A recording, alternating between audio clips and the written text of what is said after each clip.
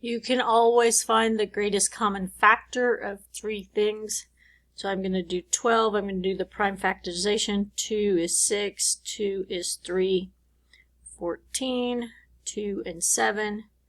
15. 3 and 5. So I'm going to write these out, expand them out.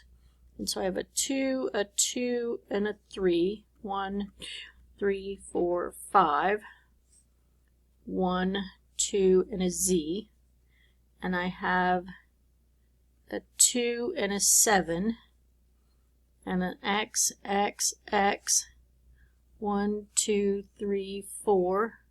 1, 2, 3. Notice I cross my Z's because I write so sloppy they look like 2's.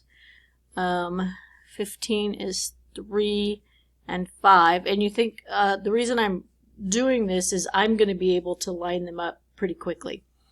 And I have X, X.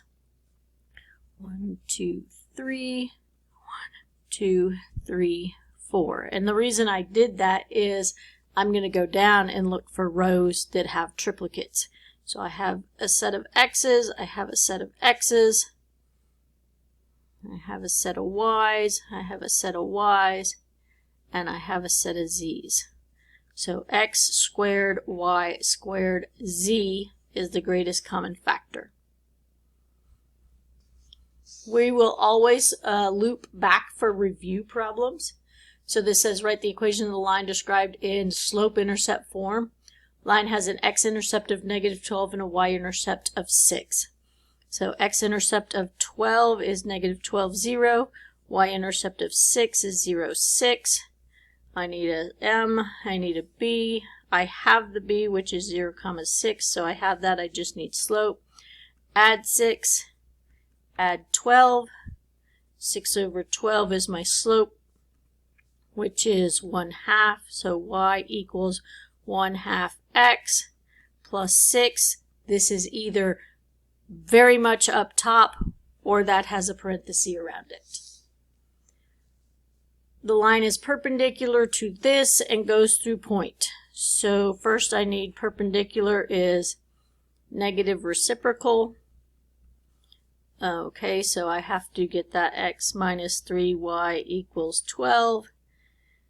Minus 3y equals 12 minus x. Y equals 12 divided by -3, negative x divided by -3. Y equals -4 plus 1/3 x. So this is my slope is 1/3. My perpendicular slope is -3. So I have point slope y minus plus 11 equals -3 times x minus 3 using point slope and my negative slope, which is my perpendicular slope.